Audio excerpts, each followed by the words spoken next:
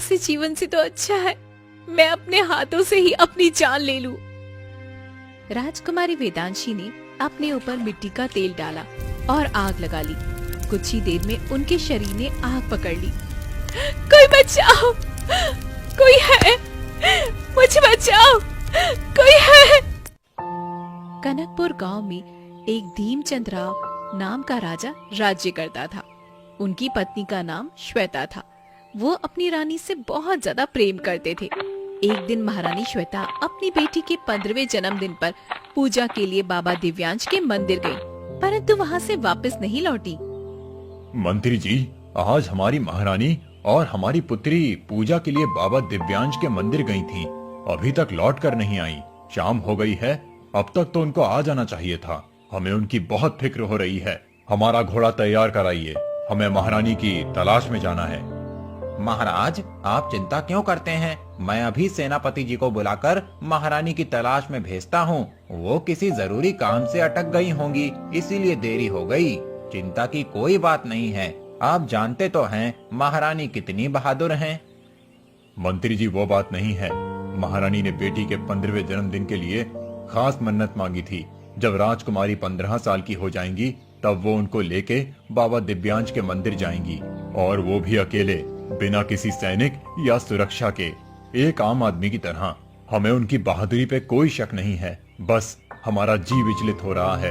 हम कब से राजकुमारी और महारानी की प्रतीक्षा कर रहे हैं, और हम इतना भी जानते हैं कि उनके पास कोई सुरक्षा ना हो तो वो खुद को और राजकुमारी को कुछ नहीं होने देंगी। ठीक कह रहे हैं आप महाराज। अगर हम उनकी तलाश में गए तो कहीं महारानी की तमन्ना अधूरी न रह जाए, फिर वो क्रोधित हो जाएंगी। राजा और मंत्री महारानी श्वेता के लौट आने की प्रतीक्षा कर रहे थे। रात हो गई थी, परंतु महारानी लौट कर नहीं आई थी। रात होने के बाद राजा की चिंता बेचैनी में बदल गई। राजा ने अपने मंत्री और कुछ सैनिकों के साथ में बाबा दिव्यांश के मंदिर की तरफ रुख किया, जहां महारानी श्वेता बोल कर गई थी। राजा अपने सैनिकों और मंत्री के साथ मंदिर की ओर बढ़ रहे थे। कुछ ही देर में वह लोग वहां पर पहुंच गए। ये इतना घना जंगल, ऐसे जंगल में भी मंदिर होते हैं क्या? महाराज, बहुत अजीब बात है। ये मंदिर हमारे राज्य में ही है और आज तक किसी ने इसको देखा तक नहीं। ना तो कोई इसके बारे में जानता है। अंदर चलकर देखते हैं। राजा अपने सैनिकों के साथ मंदिर की तरफ बढ़ने लगे। उन्होंने मंदिर की सीढ़ियों पर आकर देखा तो वो चौंक गए। वहाँ महारानी गंभीर अवस्था में पड़ी हुई थी। उनके वस्त्रों पर खून लगा हुआ था। राजा घोड़े से उतरे और महारानी की तरफ भागे। महारानी, ये क्या हुआ आपको? आपकी ये दशा कैसे हुई? राजा के चेहरे पर चिंता के साथ साथ अब दुख भी काफी ज्यादा नजर आ रहा था। महारानी श्वेता ने जंगल के उस तरफ जाने का इशारा किया, जैसे राजा को वह कुछ बताने का प्रयास कर रही थी। महारानी, आप हमें कुछ बताने की कोशिश कर रही हैं। बोलिए महारानी, क्या बताना चाहती हैं आप हमें? महारानी ने फिर से जंगल की ओर इशारा किया और तुरंत ही आंखें बंद कर ली। मंत्री जी, सैनिकों, जल्दी आओ, महारानी को महल ले चलो। ये बहुत जख्मी है, शायद बेहोश हो गई हैं। मंत्री भागते हुए आगे आया। उसने महारानी को देखा तो बस बेबसी से अपना सिर झुका लिया। महाराज, आप महारानी को महल ले जाइए। हम राजकुमारी वेदांशी को ढूंढ कर लाते हैं। राजकुमारी वेदांशी का नाम सुनते ही राजा चुप हो गए। महारानी श्वेता को ऐसे देखकर उनको याद नहीं आ रहा था कि राजकुमारी महारानी के साथ ही थी। अब वो दूर दूर तक कहीं भी नजर नहीं आ रही थी। मंत्री जी, अपनी पुत्री को ढूंढने हम भी आपके साथ चलेंगे। नहीं महाराज, आप महारानी के साथ जाइए। राजा ने हाँ में सिर हिलाया और महारानी को लेकर महल लौट गए। राजमहल के वेद को बुलाया गया, परंतु उन्होंने महारानी को मृत घोषित कर दिया था। राजा ये सब सुनकर सदमे में चले गए थे। वहीं दूसरी तरफ मंत्री राजकुमारी की तलाश में निकल चुके थे। कुछ दूर आकर उनको एक औरत मिली, जिसके साथ में राजकुमारी थी। ये औरत कौन है और इसके पास राजकुमारी कैसे हो सकती है? मंत्री दौड़कर उस औरत के पास में आए और उस औरत के कंधे पर तीर लगा हुआ था, जिससे बहुत ज्यादा खून बह चुका था, परंतु राजकुमारी बेहोश थी। कौन हो तुम? तुम्हारे पास राजकुमारी कैसे आई? औरत बंद होती हुई आंखों से मंत्री की तरफ देखते हुए बोली, यह राजकुमारी वेदांशी है। इनको कैसे भी करके महल में पहुंचा दो। राजकुमारी का महल लौटना बहुत ज्यादा जरूरी है। मैंने महारानी को वचन दिया था कि मैं राजकुमारी को सही सलामत महल लौटा दूंगी। मैं महारानी को नहीं बचा पाई, परंतु राजकुमारी को मैं कुछ भी नहीं होने दूंगी, कुछ भी नहीं। ये एक बंजारन का वादा है। एक बंजारन अपनी जान दे सकती है, परंतु अपना वादा नहीं तोड़ सकती। मंत्री ने देखा उसका काफी ज्यादा खून बह चुका था, फिर भी उसको राजकुमारी की चिंता थी। इस बंजारन के शरीर पे काफी जख्म भी हैं। जहाँ तक मुझे याद है, रानी जब महल से आई थीं, तब उनके हाथ में कोई तरकश या तीर नहीं था। उन्होंने बंजारन पे हमला नहीं किया। वो जरूर महारानी के कातिल ने किया होगा। महारानी पे हमला और बंजारन ने खुद जख्मी होकर राजकुमारी की जान बचा ली होगी। हो सकता है ये उस आदमी को भी पहचानती हो जिसने महारानी को मार डाला। मुझे इसको महल ले जाना चाहिए। मंत्री राजकुमारी के साथ साथ बंजारन को भी महल में ले आए। महल लाकर उनकी अच्छे से देखभाल की। कुछ ही दिनों में मैं बिल्कुल ठीक हो गई। एक दिन राजा बंजारन के कक्ष में आए। हम आपसे कुछ बात करना चाहते हैं। बंजारन बिस्तर से उठकर जमीन पर बैठ गई। अरे, तुम जमीन पर क्यों बैठ गई? महाराज, मेरी इतनी हैसियत कहाँ कि मैं आपके सामने बैठकर बात करूं। हम धरती की धूल है, धरती पर ही शोभा देते हैं। आपके सामने बिस्तर पर बैठकर मैं बात नहीं कर सकती। आप यहाँ के राजा हो। मैं किसी इंसान को छोटा या बड़ा नहीं समझता। तुमने हमारी पुत्री की जान बचाई है। हम तुम्हारा शुक्रिया अदा करना चाहते हैं। उसमें शुक्रिया की कोई बात नहीं महाराज। हम बंजारे आपकी सेवा के लिए हर समय तैयार है। आप जाने की इजाजत दीजिए। मुझे वापस जाना होगा। तुम वापस चली जाना। उससे पहले हम तुमसे कुछ पूछना चाहते हैं। क्या तुमने महारानी पे हमला करने वाले को देखा था? देखा तो था। वो 3 लोग थे। उस दिन मंदिर में कोई नहीं था। पंडित जी भी जरूरी काम से बाहर गए थे। मैं अक्सर उस मंदिर में आया करती थी, इसलिए उन्होंने मुझे बोला था। महारानी श्वेता खास पूजा के लिए आने वाली है। पूजा सब अच्छे से हो गई, तभी महारानी पर हमला हो गया। मैं महारानी को बचाती, पर महारानी ने मुझे राजकुमारी को बचाने का हुक्म दे दिया। वो हर कीमत पर अपनी पुत्री को बचाना चाहती थी। उन्होंने मुझे मजबूर किया वहां से भागने के लिए, और मैं वहां से भाग गई। भागते भागते एक तीर मुझ पर भी लग गया। उसके बाद का मुझे कुछ भी नहीं पता। हमला किसने किया और क्यों किया? यह जरूर खड़क सिंह का काम होगा। उसी ने हमारी प्रिय महारानी को हमसे दूर कर दिया और राजकुमारी को भी मारने की कोशिश की। वो जानता है महारानी के जाने के बाद हम टूटकर बिखर जाएंगे, कमजोर हो जाएंगे, और फिर वो हम पे आक्रमण करके आराम से इस राज्य को जीत सकता है। मैं उसको जिंदा नहीं छोड़ूंगा। महाराज, मैं जाऊं? ठीक है, तुम जा सकती हो। बंजारन जैसे ही जाने लगी, राजकुमारी रोने लगी। आप ऐसे क्यों रो रही हैं राजकुमारी? पिताजी, हमारी माँ के जाने के बाद से हमें कुछ भी याद नहीं आ रहा। हमें ये भी नहीं पता कि हम पर हमला कब हुआ और क्यों हुआ। महल आने के बाद हमें माँ जैसा प्यार देने वाली बस ये ही है। हमें इनके साथ अच्छा लगता है। आप इनको यहीं पर रोक लीजिए। आप इनको यहीं पर रोक लीजिए। राजकुमारी के ऐसे रोने से राजा भी बहुत ज्यादा चिंतित हो उठे। तभी बंजारन ने कहा, ये आप क्या बोल रही है राजकुमारी? हम महल में कैसे रुक सकते हैं? तभी राजा ने बंजारन से कहा, राजकुमारी भी आपके साथ रुकना चाहती हैं और आप भी राजकुमारी से बहुत प्रेम करती हो। आप कुछ दिन और महल में रुक जाओ, ऐसे राजकुमारी को भी आपका साथ मिल जाएगा और आपको भी राजकुमारी का। आखिर महारानी ने भी तो जाने से पहले राजकुमारी की जिम्मेदारी आपको ही दी थी, तो कुछ तो सोचा ही होगा उन्होंने अपनी बेटी के बारे में। राजा की आंखों में ये बोलकर आंसू आ गए और बंजारन राजा के कहने पर महल में ही रुक गई। ऐसे ही कुछ दिन बीत गए। हर दिन वो राजकुमारी की सेवा अच्छे से करती थी। दिन बढ़ते गए। राजकुमारी और बंजारन का रिश्ता अब मजबूत हो गया था। उन दोनों को ऐसे देखकर राजा भी बहुत ज्यादा खुश रहने लगे। एक दिन बंजारन ने राजा से कहा, अब हमें यहाँ बहुत दिन हो गए हैं, अब हम यहाँ पर और नहीं रुक सकते हैं राजा जी। हमारी पुत्री अब आपके बिना नहीं रह पाएगी, आप ऐसे नहीं जा सकती। राजा की लाख कोशिशों के बाद भी बंजारन नहीं रुकी, तो राजा ने बंजारन से कहा, आप यहाँ नहीं रुकना चाहती क्योंकि आप एक खाना बदोश हैं। अगर हम आपसे विवाह कर लें तो फिर आप महारानी बन जाओगी।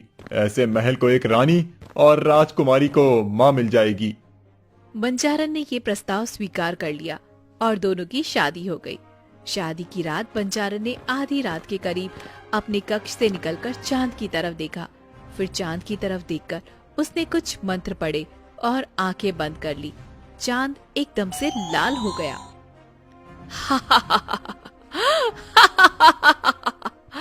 अब मेरा मकसद पूरा हुआ, मेरा वो सपना पूरा हो गया जो मैंने बहुत सालों पहले देखा था। तभी तेज हवा चलने लगी, बिजली जोर से कड़की और वहां पर एक चुड़ैल आ गई। आखिर तूने वो कर दिखाया, राजा से विवाह और महारानी की हत्या। अब तुझे वो करना होगा जिसके लिए कनकपुर आई है। मुझे याद है, मुझे राजकुमारी के हाथ लगा हुआ वो सफेद फूल चाहिए, जिस फूल के मिलते ही राजा का खून उसमें डालकर मैं उस मायावी जादुई दुनिया में जाना चाहती हूँ, जहाँ वो सुर्ख निषाद शैतान है। उस सुर्ख निषाद से मुझे शक्तियां हासिल करनी है। वो दुनिया का सबसे ज्यादा शक्तिशाली निषाद है। लेकिन उस सुर्ख निषाद तक पहुंचना इतना आसान नहीं है। तुझे आज ही अपने काम को अंजाम देना होगा, परंतु याद रहे, फूल के टूटने के बाद हमें राजकुमारी को निषाद के पास ले जाना होगा। राजकुमारी का दिल और फूल दोनों ही निषाद को चाहिए। इतना बोलकर चुड़ैल ने बंजारन को एक अजीब किस्म की छोटी सी गोल जड़ी बूटी दी, जिसको लेके बंजारन वहां से चली गई। चुड़ैल भी अब वहां से गायब हो गई थी और बंजारन राजा के कक्ष में आई और उसने उस जड़ी को जलती हुई चिलम में डाल दिया। इसके अंदर से निकलने वाला धुआं अब उसने राजा की तरफ कर दिया था, जिससे राजा बुरी तरह से खांसने लगे और देखते ही देखते उनकी त्वचा का रंग स्याह हो गया था। राजा ने उठकर बंजारन की तरफ बढ़ने की कोशिश की, लेकिन जैसे उनका शरीर बेजान हो चुका था, वो एक कदम भी चल नहीं पा रहे थे और तभी वो गिर पड़े। अब होगा मेरा मकसद पूरा। आज तक मैं सुर्ख तोते तक नहीं पहुंच पाई। सिर्फ महारानी श्वेता और राजकुमारी ही इसकी कुंजी है। आधी कुंजी महारानी के मरते ही मुझे मिल गई। जिस दिन राजकुमारी 16 वर्ष की होगी, इस दिन अगर उन्होंने वो सफेद फूल को छू लिया और अपने हाथ से मुझे लाकर दे दिया, फिर मैं इस दुनिया की 7वीं शक्ति बन जाऊंगी। इस दिन की मैंने बहुत ज्यादा प्रतीक्षा की है, इसीलिए मैं राजा और राजकुमारी के आगे पीछे घूमती रहती थी ताकि उनके दिल के मैं नजदीक आ जाऊं। और तुमको क्या लगा था कि मैं इनकी प्रिय हूँ? मूर्ख राजा की मूर्ख बेटी। अगले दिन गांव में ये खबर आग की तरह फैल गई। राजा अजीब रोग से पीड़ित हो गए हैं और उनकी त्वचा सियाही पड़ गई है और उनके शरीर ने बिस्तर पकड़ लिया है। कई वेदों को बुलाया गया, परंतु राजा के रोग का कोई उपचार नहीं मिला। राजा ने सबसे मिलना छोड़ दिया। वो राजकुमारी से भी अब नहीं मिलते थे। बंजारन ने तभी राजकुमारी से कहा, राजकुमारी, अब आप बड़ी हो गई हैं। अपनी जिम्मेदारी को आपको समझना चाहिए। वैसे तो हम आपको ये बात बताना नहीं चाहते थे, परंतु अब हमें आपको बताना पड़ रहा है। पिताजी के रोग के बारे में हम जान चुके हैं, परंतु हम कुछ भी नहीं कर पा रहे हैं। ये बात हमें बहुत ज्यादा बुरी लग रही है। महाराज के लिए तुम कुछ भी कर सकती हो ना, तो इसलिए हम यहाँ पर आए हैं। वेद ने कहा है, राजा की पुत्री ही इसका उपचार कर सकती है। हम कैसे कर सकते हैं? एक ज्ञानी बाबा ने हमसे कहा है, जंगल में एक जादुई कुआं है। उस कुएं के अंदर एक खास सफेद रंग के फूल है। आप वो फूल ले आइए और आप उनको महाराज को सुंघा दीजिए, जिससे महाराज बिल्कुल ठीक हो जाएंगे। महारानी, चाहते तो हम भी यही है, पिताजी जल्द से जल्द ठीक हो जाएं, परंतु हम कुएं के अंदर से वो सफेद फूल कैसे ला सकते हैं? आप जानती ही हैं कि हमें पानी से कितना ज्यादा डर लगता है। बंजारन ने राजकुमारी को प्यार से कहा, शायद आप ठीक कह रही हैं। आप अपने कक्ष में जाकर आराम कीजिए। हम कोई दूसरा रास्ता ढूंढ लेंगे। राजकुमारी वहां से चली गई। राजकुमारी को आज रात ही मुझे सफेद फूल तक पहुंचाना होगा, जो महारानी ने छुपाकर कुएं के अंदर रखा है, जहां पर कोई नहीं जा सकता। अगले दिन जब राजकुमारी सोकर उठी और उन्होंने आईने में अपना चेहरा देखा तो वो चौंक गई। उनकी त्वचा भी काली पड़ गई थी। राजकुमारी यह सब देखकर रोने लगी। एक ही दिन में मेरा रंग इतना ज्यादा स्याह कैसे पड़ गया? हो ना हो ये कोई गहरा रहस्य है। पहले पिताजी का रंग स्याह पड़ा और उसके बाद मेरा। ये जरूरी कोई बहुत ज्यादा बड़ी बात है। तभी उन्होंने फैसला किया कि वो स्याह पकड़ने का राज जान के रहेंगी। उन्होंने किसी से कुछ भी नहीं कहा और अपने घोड़े पर बैठकर वे जंगल के उसी कुएं की तरफ चल पड़ी, जहां जाने के लिए उनको बंजारन ने कहा था। जब वो जंगल की ओर जा रही थी तभी उनको ऐसा लगा कि कोई उनका पीछा कर रहा है। उन्होंने मुड़कर देखा पर कोई भी नहीं दिखा। वो फिर से आगे की ओर चल दी।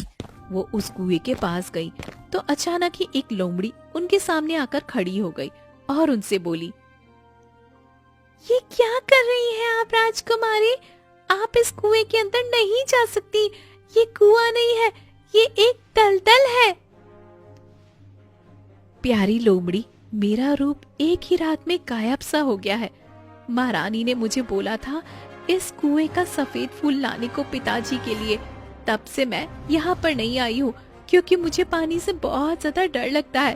परंतु मैं इस बदसूरत से चेहरे के साथ एक पल भी नहीं जी सकती, इसलिए मुझे वो सफेद फूल लाना ही होगा।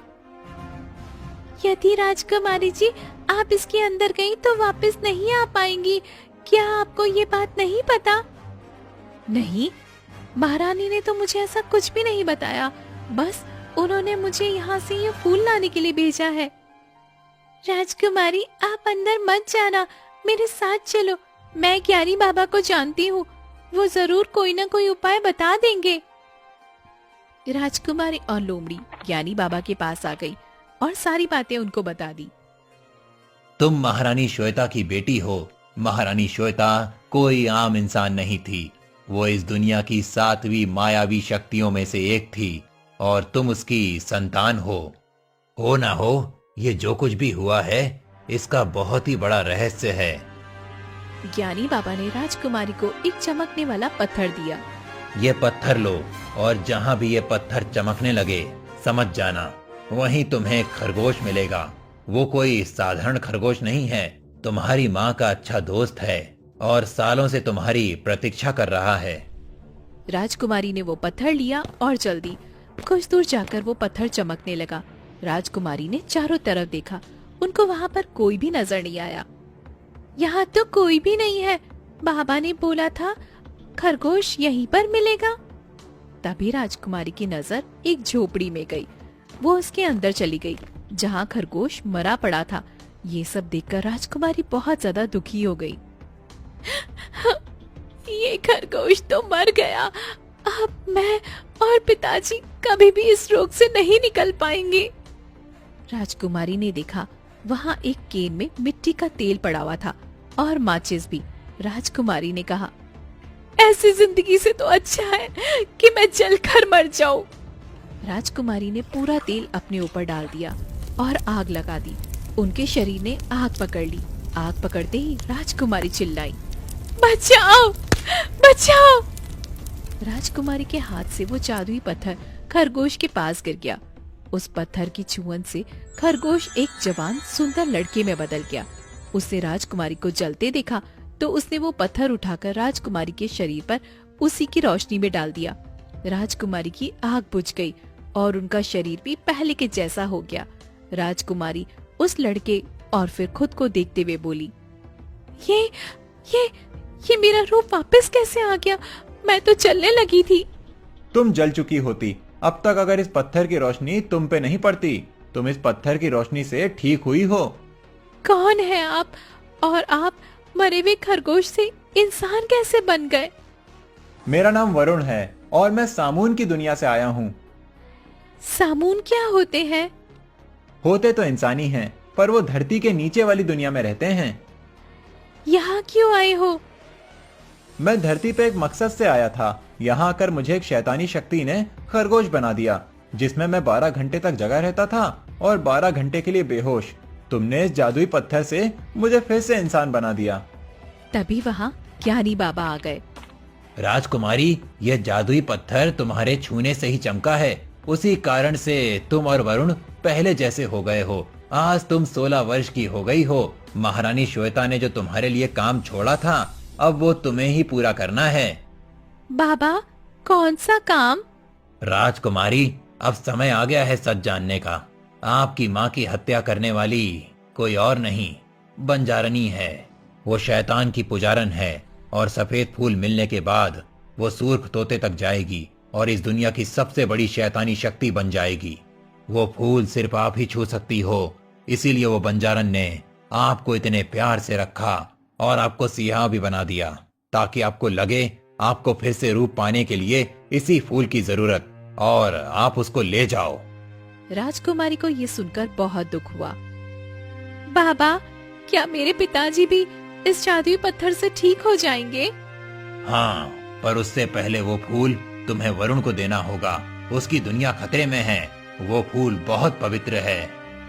ठीक है, मैं कुएं में जाकर वो फूल लेकर आती हूँ। तुमको पानी से डर लगता है और पानी में रहने वाला इंसान मैं हूँ। मैं तुम्हारे साथ चल सकता हूँ कुएं में। मैं तुमको नीचे तक ले जा सकता हूँ। फूल तुम तोड़ लेना। दोनों ही उस कुएं की तरफ चल पड़े। कुएं के अंदर आकर राजकुमारी ने आंखें बंद कर ली और वरुण ने पल भर में राजकुमारी को कुआं पार करवा दिया। अंदर आकर राजकुमारी ने वो सफेद फूल तोड़ लिया और बाहर आ गई। बाहर आकर उसने देखा बंजारन और चुड़ैल दोनों वहीं पर खड़ी थी। राजकुमारी, लाओ, वो फूल मुझे दे दो। मैं ये फूल आपको नहीं दूंगी। मैं आपका राज जान चुकी हूँ। आप ही ने मेरी माँ की हत्या की है। मेरे पिताजी को आपने ही इस रोग में मुब्तला किया है। तो तुझे सच पता चल ही गया। कोई बात नहीं, अब ये फूल तू मुझे दे दे, नहीं तो मैं तुझे तेरी माँ की तरह मार दूंगी। ये फूल महारानी श्वेता ने हमारी दुनिया की हिफाजत के लिए यहाँ रखा था। महारानी श्वेता जानती थी आने वाले समय के बारे में, इसीलिए उन्होंने इसको यहाँ छुपाया। ये फूल तो मेरा ही होगा। इतना बोलकर बंजारन ने एक वार राजकुमारी पर किया, पर उससे पहले ही राजकुमारी ने उस जादुई पत्थर से बंजारन को पलटकर वार कर दिया, जिससे बंजारन जलकर राख हो गई। उसके मरते ही वहाँ पर चुड़ैल आ गई। राजकुमारी ने जैसे ही वो पत्थर का इस्तेमाल किया, चुड़ैल हंसने लगी। इसका मुझ पर कोई असर नहीं होगा राजकुमारी। इतना बोलकर उसने राजकुमारी की तरफ वार किया, जिससे राजकुमारी और वरुण के हाथ पैर रस्सी में जकड़ गए। तभी वो उनको लेके सुख निषाद के पास आई। राजकुमारी ने देखा राजा भी वहीं पर थे। शैतान की जय हो, शैतान की जय हो। मैं राजकुमारी के दिल के साथ साथ सफेद फूल भी ले आई हूँ। तुमने तो कमाल कर दिया राजकुमारी। ये फूल मुझे लेके दे दो। उसके बाद मैं राजकुमारी का दिल निकालकर उसके धड़कते हुए दिल को अपने शैतानों के शैतान के गुरु के मरे हुए दिल से बदल लूंगा, जिससे मेरा गुरु फिर से जीवित हो जाएगा। ये लड़की महारानी श्वेता का अंश है। इसका दिल भी शक्तिशाली होगा। राजकुमारी, ये फूल मुझे दे दो, नहीं तो मैं तुम्हारे पिताजी को मार दूंगी। ये फूल मैं आपको नहीं दूंगी। मुकाबला करेगी हमसे। तुम श्वेता की संतान जरूर से हो, परंतु उनके जैसी शक्तियां नहीं है तुम्हारे पास, और हो भी तो मुझे इससे कोई फर्क नहीं पड़ता। आखिर हमने महारानी श्वेता को भी तो मार डाला, हम वैसे ही तुम्हें भी मार देंगे। उसके इतना कहते ही वहाँ पर ज्ञानी बाबा प्रकट हो गए। तभी उन्होंने कहा, महारानी श्वेता ने भले ही अपनी जान दे दी हो, पर तुम नापाक शक्तियों के लिए वो बहुत कुछ छोड़कर गई हैं। जिन शक्तियों की वो मालिक थीं, उसकी बाकी की 6 शक्तियां मैं लेके आया हूँ। महारानी श्वेता जैसी बाकी की 6 शक्तियां। इतना कहते ही वहाँ पर 6 तरह की रोशनियां प्रकट होने लगी और उनके अंदर से रंग बिरंगी किरणें निकलने लगी, और उन पाक शक्तियों ने चुड़ैल और निषाद को जलाकर भस्म कर दिया। महाराज भी अब बिल्कुल ठीक हो चुके थे। राजकुमारी ने वो फूल वरुण को दे दिया। वरुण ने उनका धन्यवाद किया और अपनी दुनिया में चला गया। अब महाराज और राजकुमारी भी लौटकर महल में वापस आ गए थे।